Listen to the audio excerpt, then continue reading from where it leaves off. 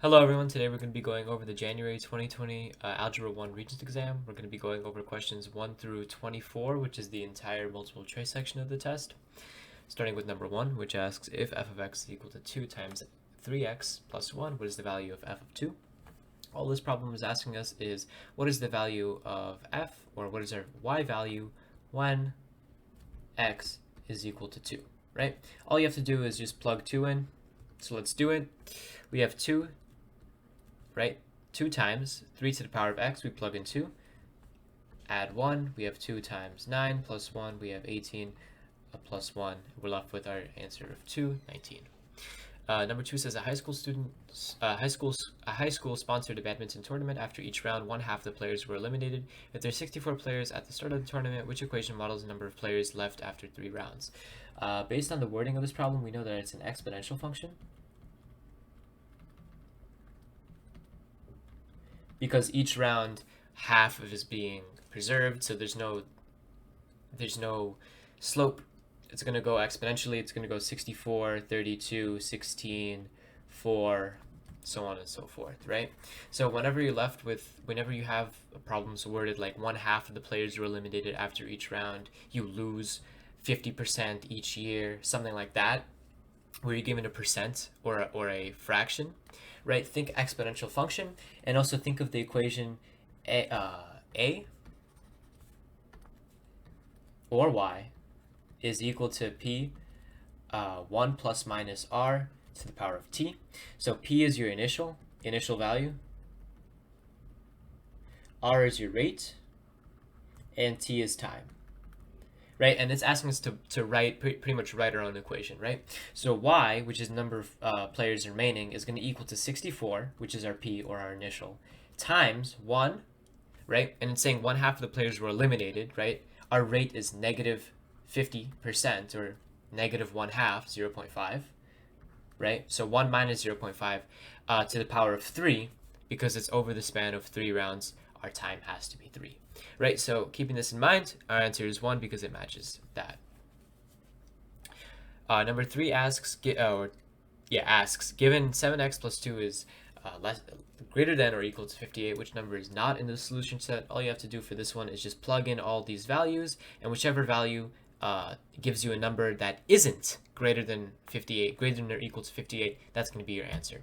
That choice is 6, because if you plug 6 for x, 7 times 6 plus 2, that's 42, plus 2, that's 44, and 44 is not greater than or equal to 58, right? Since it doesn't satisfy this expression, it's not going to be your answer. Number 4 asks which table can represent a function. Remember, a function is when one specific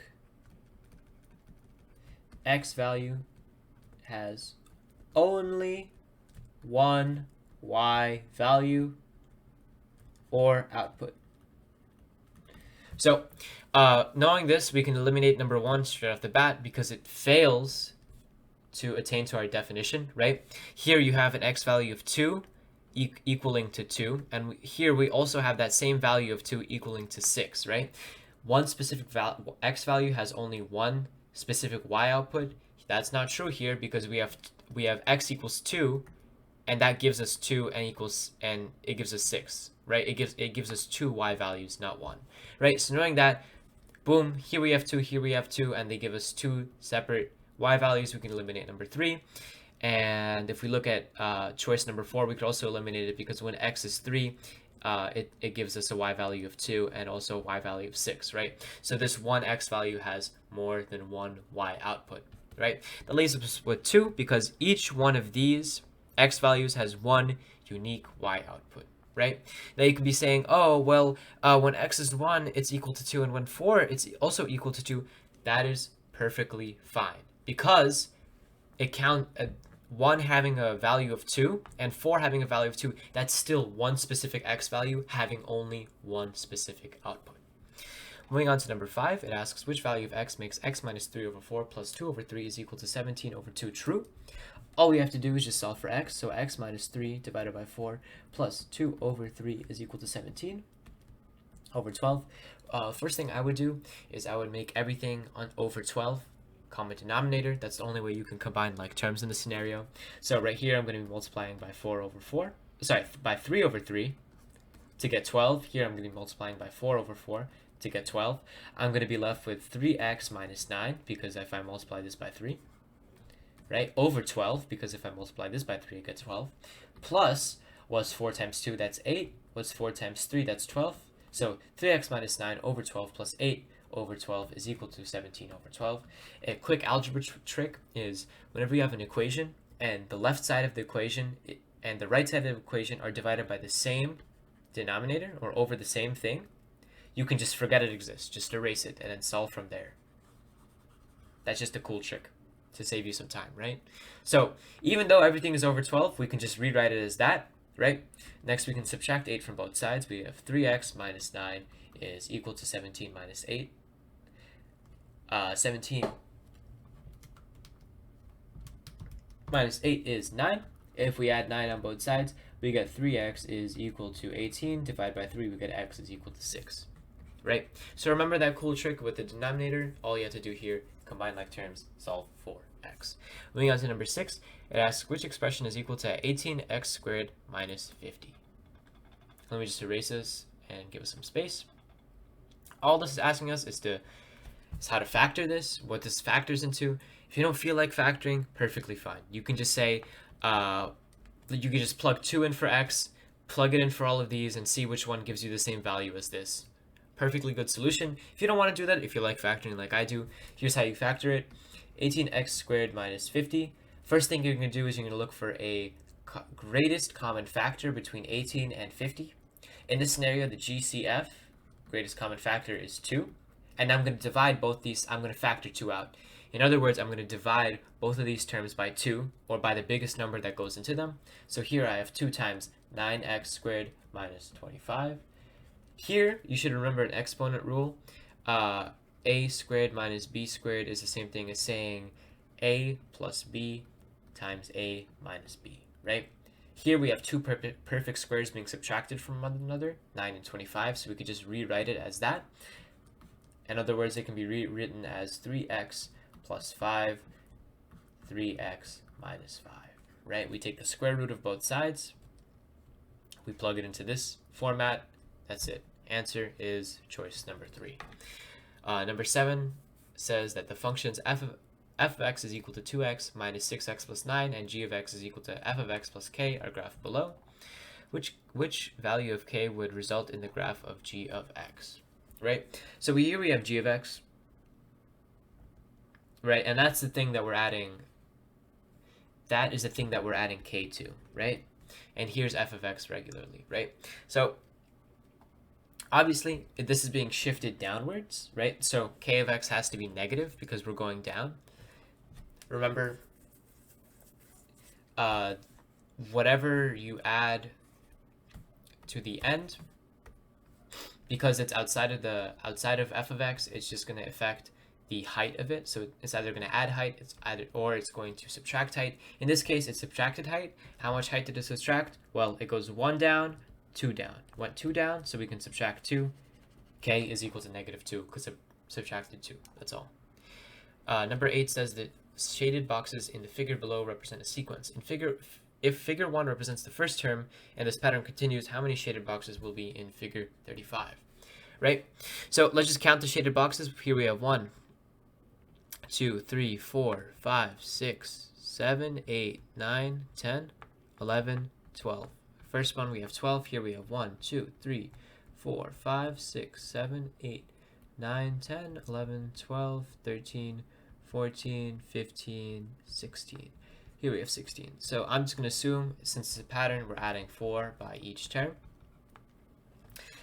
Cool little formula that you can remember. A of n, since it's a sequence, a of n is equal to a of 1 plus n minus 1 times d. D is your common difference, the thing that the sequence is changing by. Here we just said that d is 4, and we're solving for the 35th term, right? So plug in 35 for n. So 35 is equal to a of 1, which we just said was 12, plus n minus 1. We just said n was 35. 35 minus 1 times our common difference of 4. Let me just quickly plug this into my calculator. plus 35 minus 1 times 4. We're going to be left with an answer of 148. Moving on to number 9, it asks the zeros of the function x cubed minus 9x squared are what? So if I was given this problem, if you don't feel like factoring anything, if you don't feel like doing anything, all I would do is I would graph it. I'd press y equals on my calculator, right? And then I'd type in x raised to the power of 3 minus 9x squared. I'd press graph, and I'd see how many times this touches the x-axis, right? So here, I'll draw what I see on my calculator because I can't share my calculator screen right now. What I see is this, right? So if I look here, I can count how many times. I can see that it touches the x-axis here at the origin, which is 0. And then if I scroll all the way over to this point, I can see that it's also a 0 when at x equals 9, right? So I know that my zeros are going to be 0 and 9, which is choice number 2. In other words, also another thing you could do, you could just plug all of these in until they give you zeros. Or you could have factored this one out, but to save time, I'm not going to do that. Number 10 says, a middle school conducted a survey of students to determine if they spent more time playing games or watching videos on their tablets. The results are shown in the table below. Of the students who spent more time playing games on their tablets, approximately what percent were boys? Great. So it's telling us a limiting factor right here. It says of the students who spend more time playing games on their tablets, right? So we're only going to be looking at playing games. So whatever we have, whatever our percent is, it's going to be calculated over 192 because this box says they spent more time playing games, right? What percent were boys? So we're only looking at this, 138. So we're left with 138 over 92 times 100. That's how we convert it into percent. So let me plug that into my calculator. 138 over 192 times 100. It's going to give you roughly 71.857%, which is the same thing as 72 if you round. Because it's saying approximately, that means you have to round. Number 11 asks, which statement best describes the solution of a two-variable equation, right? The ordered pairs must lie on the graphed equation. Yeah, that's pretty much the answer, guys. Whenever you have a function, the solutions are always going to lie on the line. They're always going to lie on that line. If they lie outside of the line, guess what? It's not a part of the solution. It's not a solution. It's not a part of that function, right? Number 2 says the ordered pair must lie near a graphed equation. I just told you that that's wrong. The ordered pairs must have x equals 0 for one coordinate. That's also wrong, right? Because 2, 3 can definitely be a solution for a function. Same thing goes with y equals 0. It doesn't just have to be limited to any axis. Number 12 says the expression x squared minus 10x plus 24 is equivalent to what? Really a lot of factoring questions on this test. Once again, you could go for the strategy where you just say x is equal to 2, plug it in for all of these, see whichever one it's equivalent to, or in case this pops up on a free response question, or like a part 3 or part 2 question, you could just factor it out like I'm going to do right now. I have x squared minus 10x plus 24. I'm going to FOIL this, which means that I'm going to find a number that multiplies into 24 that adds to negative 10. That number is going to be negative 4 times negative 6, right? Negative 4 times negative 6 is 24, but if you add them, it also equal to negative 10, right? So knowing these two numbers, I'm then going to rewrite the equation and assign them to the variable x. So what that means is I'm going to rewrite this as x squared minus 4x minus 6x plus 24. And if you combine like terms, it's the same thing as saying that, right? We just rewrote this, and now we're just going to factor out common terms. Common terms here is x, right? So we're going to factor out x. We're going to be left with x minus 4. Next, we're going to factor out negative 6. We're going to be left with x minus 4, right? Then we're just going to leave x minus 4 as is, and we're going to bring whatever is outside of the parentheses in. It's a new parentheses, so we're going to bring x in. We're going to be negative 6 in. We're going to be left with x minus 4, x minus 6, which is choice number 4. Moving on to number 13, ask which statement is true about functions f of x and g of x given below.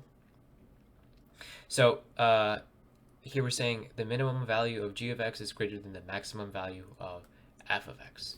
Well, let's look at the minimum value of g of x. The minimum value is the smallest y value, right? So here we have 1, 2, 3, 4. So negative 4 is our smallest y value. I'm going to quickly graph this so I can tell you what that minimum value is. So I'm going to put negative x squared minus 4x minus 4 into my calculator. I'm going to press graph. I'm going to press trace. Sorry, I'm going to press second plus trace, second and trace. I'm going to scroll down to where it says minimum. I'm going to press enter. I'm going to assign my bounds. I'm going to scroll left and press enter. I'm going to scroll right and press enter. And I'm press guess, right? And it's going to tell me that my minimum is pretty much infinity. Since this value opens downwards, there pretty much is no minimum value. There's only a maximum value because it keeps going down. So knowing that the minimum value of g of x is greater than the maximum value of f of x. Oh, and let me tell you that the maximum value is 0, right? So is the minimum value of g of x greater than the maximum value of f of x? Is negative 4 greater than 0? Absolutely not, right? Number 2 says that f of x and g of x have the same y-intercept. Let me just quickly check. On this, it's saying that the y-intercept is negative 4. Right here, the y-intercept is also negative 4. So that means that our answer has to be choice number 2, right? Because they have the same parameters, right? The y-intercept is whenever the graph crosses the y-axis. That's right here. If you plug it in the graph, it crosses it also at negative 4, right? Number 14 says the equation v of t is equal to 12,000 times 0.5 to the power of t, which represents the motorcycle t years after it was purchased. Which statement is true? So once again, like I said in I think the second or third problem, this is another y is equal to p 1 plus minus r to the power of t problems, right? So remember, p is your initial. So if we know p is our initial, then obviously we can eliminate that because it's saying it was 9,000 when it was purchased. It's actually 12,000 when it's purchased, and that's choice number 2. Right, motorcycle is decreasing at a rate of 0.5 75% each year. That's wrong. It's decreasing at 0.25, and you had 1 minus 0.25. That's how you got it. And it's decreasing at a rate of 0.25%. They tried to trick you. 0.25% is actually equal to 0.0025, so that's different. Anyways, number 15 says the solution to x plus 4 squared minus 2 is equal to 9 are what? Well, let's just solve for x, you know? I'm going to x plus 4 squared. I'm going to add 2 on both sides. It's going to be equal to 9. I'm going to square root both sides. I'm going to be left with x plus 4 is equal to 3. If I square root on both sides, right? I'm going to have x is equal to -1, right? Which one has -1 in its solution set? It's choice number 3. Now you're going to see it says -1 and -7.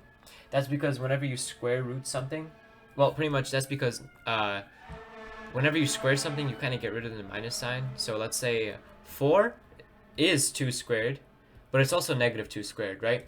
So that's another way you'd solve this is you'd assign one value to 3, and you assign another part of the solution to -3, right? Because both of these are still going to equal to 9 when they're squared, right? So you always have to keep that second value, that possibility that the answer is a negative, into account, right? So if I set it to -3, I can have x is equal to, I could subtract 4 on both sides, and I'll have x equal to -7. That's how I got -7 as well. 16 asks which expression is not equivalent to -4x cubed plus x squared minus 6x plus 8. Pretty easy way you could solve this is literally just say, oh well, x is equal to 2, and solve for this. Whichever function gives you a value not equal to that, when you plug in x for 2 is going to be your answer. Another way you could do this, you could just slowly factor it out, and usually you'll find the choices that you factored out as answer choices. To save a bit of time, I'm just going to say that the answer choice is 2. You can find it by substitution, really not that hard. Number 17 says which situation could be modeled as a linear equation, right? So the value of a car decreases by 10% each year. That's not. This is exponential. Remember, it decreases by 10%. Whenever you're dealing with 10%, it's most likely going to be exponential. This is another one of those P1 minus 0.10 to the power of t. The number of fish in the lake doubles every 5 years. That's exponential. It's doubling. Every 5 years, you're going to be left with 2, 4, 8, 64 eventually. That's wrong. 16, 256, 2 liters of water evaporate from a pool every day. And the amount of caffeine in a person decreases by a third every 2 hours. Remember, if it decreases by a third, that's also a percent. That's 0.33. That's 33%. That's exponential. That leaves us with 3 as the only non-exponential. Why? Because it's 2 liters of water from a pool every single day. Every day, you're going to have the same 2 liters coming out. That is a constant slope. Number of fish doubling every 5 years. 1 year, you can have 2 fish. The next year, you're going to have 4 fish. You increase by 2. Next year, you're going to increase by 12. The slope is not constant. Value of a car decreases by 10%. It could be $100 this day. Next day, it's $90. Next day, it deprecates by $9 instead of $10. Slope is not constant. The number of caffeine decreases by a third. 1 hour, you could have 9. The next hour, you could have 3. Next hour, you could have 1. Once again, the slope is not constant. Slope always has to be constant for it to be linear. Number 18 says the range of a function f of x is equal to x plus 3 minus 5 is what? Super simple problem. Graph it. All you have to do, just graph it. Right? You're allowed a graphing calculator on this test. All you have to do is go to math, number, absolute value, type in x plus 3 minus 5. Let's see where this takes us. So remember that a range is all y values that work in the function. So I just graphed it, and this is what I see. I see something that goes do and then do, right? And this point is, to my best belief, -5. Y is equal to -5 at that point. So all this is saying, and this problem asking us which interval is every single y value, right? So if we look here, this is going to go on for infinity, right? So our y value is going to be infinite, right? In the positive domain. But where does our y value stop, right? It goes all the way from infinity, all the way down, and it stops at -5. It stops at -5 before it continues to rise all the way up again, right? So our range is, guess what? It's going to be from -5 to infinity, right? Now, you may be tempted to choose this as number 2, but that's wrong, right? Because remember, a parentheses means it's not included. Right? But this -5 is included. Why? Because it lies on our graph, right? I said this before in the problem. It lies on our graph. It lies on the line, which means it's a part of the solution set, right? And when we have something that's part of the solution set, we signify it with a bracket. So it has to be bracket -5 comma infinity, because -5 is a part of this. And obviously, if you're unsure, you could always go into your table, scroll down to -5, and guess what? -5 gives me a value, right? So the answer is going to be 1. Number 10 says a laboratory technician used the function t of m is equal to 2 times 3 to the power of 2m plus 1 to model her research, considering the following equations. Which the function t of m is equivalent to what? Once again, guys, exponential, heavy on this test, so remember that formula. But all this isn't asking for that. This is simply asking which one of these is the same thing as this. So let's find which one is actually equivalent to this. Really easy way you could do this, plug 2 for m. Plug 2 for m, plug 2 for m. Whichever one is the same is whichever one is the same. That's how you figure this one out. The real answer is 3. If you plugged it in, you would get a matching value for this. You would also get a matching value for that. Another way you could do this, simply, you could just factor that out, right? You could always distribute this 2 into here. You're going to just be left with 6 times 2m plus 1. At the same time, for this one, you could rewrite this as 3 times 3 to the power of m plus 1, right? Same thing. This same thing as 2, you know? So that's it. I just think that plugging in values is going to be the easiest way for you all to do that. Number 20 says, which system of equations has the same solutions as the set below? Right? So why don't we just solve? So let's solve for the solution set here for this one. 3x minus y is equal to 7 over 2x plus 3y is equal to 12, right? I'm going to isolate for our x value, and I'm going to isolate a y value. Perfect way to do this, just subtract. 3x minus 2x is x, right? Negative y minus 3y is equal to minus 4y. And 7 minus 12 is equal to negative 5, right? So I know that x is equal to what? Negative 5 plus 4y. Then I'm going to plug this x value into this value right here. I'm going to have 3 times negative 5 plus 4y minus y is equal to 7. I have negative 15 plus 12y minus y is equal to 7. I'm going to have 11y is equal to 22. I'm going to have y is equal to 2, right? So now I know that y is equal to 2. I could plug this right back. I could plug this into this equation. 2x plus 6 is equal to 12. Subtract 6 on both sides. 2x is equal to 6. X is equal to 3. So I'm looking for... So I know it's a lot of work, but they give you really easy numbers to work with. All you need to do is at least get x or y alone by itself, and then plug that value of x or y back into the function, right? So as I'm erasing this, I know that my solution set for this first equation is going to be 3, 2.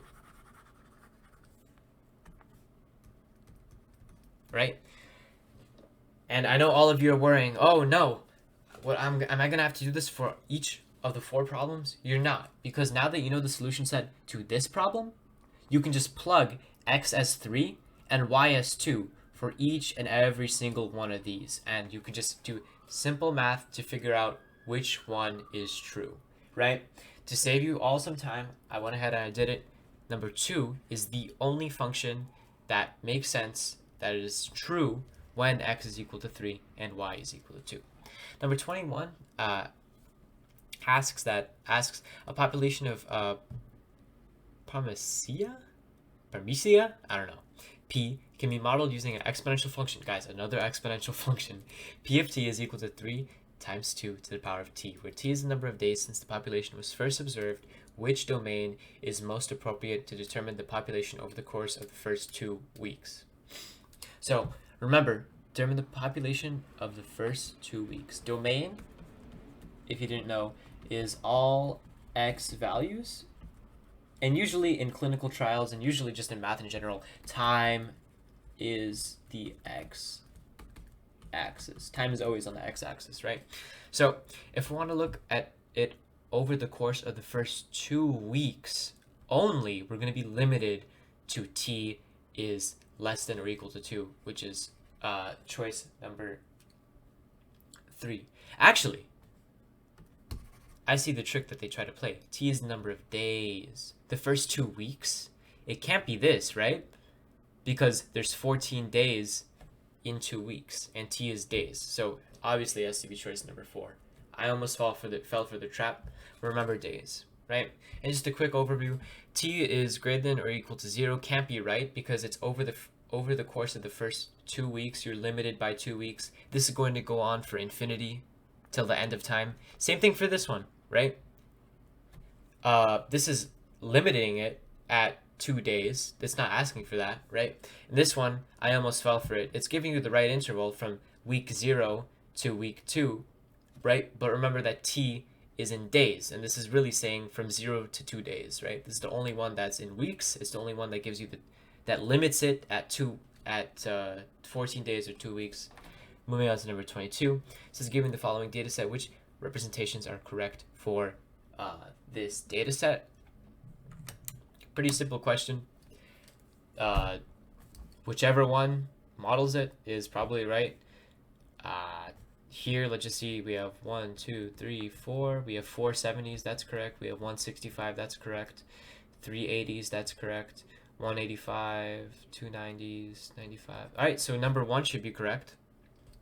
Perfect. We're looking over here, right? If we're looking over here, our minimum value is 65, that's correct. Our maximum is 100, that's correct, right? So far, so good on here. If we just find the medium by crossing them out, it's 80. That's also correct, right? So from what I see, number 2 is also the right answer, right? And if you plug this data set into your calculator, press stat, single variable stats, you would also know that this interval or this frequency is also correct, right? So our choice is that all 3 of them are correct. Pretty simple one. Number 23 is says that a recursively defined sequence is shown below. The value of a of 4 is what? Guys, this may look difficult. It really isn't. All they're asking you, they already give you the first term. They're just asking for the 4th term, right? So let's solve for a of 2. Since this is recursive, you can't just magically plug in a of 4 and imagine that everything is done. What recursive means is that the next term is directly, you need to know the last term to know the next term, right? So we know a of 1 is equal to 5. Let's find a of 2. A of 2 is equal to what? 2 times a of 1, right? Because 1 plus 1 is 2, obviously. So it's going to be 2 times 5 minus 7. That's 10 minus 7. A of 2 has to equal to 3. Right? Let's solve for a of 3. A of 3 is equal to the last term, which is a of 2. So 2 times 3 minus 7. A of 3 has to equal negative 1. Perfect. Here we've just reached a of 4. A of 4 is equal to the last term, which is negative 1 times 2. Negative 2, or 2 times negative 1 minus 7. That's negative 2 minus 7. It's a of 4 is equal to negative 9. Last question, guys. Which polynomial has a leading coefficient of 4 and a degree of 3? All this is asking you is, when you write it in standard form or descending order of exponents, right? Like for example, a to the power of 3 plus a to the power of 2 plus a plus 4. That's standard form. Whenever the exponents are decreasing, right, by value, which one will have 4 in front of it, and which one will be raised to the power of 3? Or in other words, which one will have 3 as the greatest thing that it's raised to, right? So straight off the bat, we can eliminate 1 and 3, right? Because it's being raised to the power of 4. That's a 4th degree polynomial because it's being raised to the power of 4. Degree is just the biggest number that is being raised to. The biggest number here is 4, so it's a 4th degree, not a 3rd degree. That leaves us with 2 and 4, which are 3rd degree polynomials, right? It's raised to the power of 3. We just need to figure out which one has a leading coefficient of 4. So I'm just going to rewrite them in standard form, starting with 4. Remember, it's in descending order of exponents, so that's 4x to the power of 3 plus x squared plus 2x to the power of 1, right? Is the leading coefficient of 4? Is the first thing in the equation 4? Yes. So that means that 24, answer 24 is 4. That was all 24 multiple choice problems from this Algebra 1 Regents examination. If you have any questions or comments, leave them in the description below. You'd also find a link to this test in the description below. If you like this video, please like and subscribe for more. I hope this was helpful. I hope you have a nice day. Good luck on your Regents. See you next time.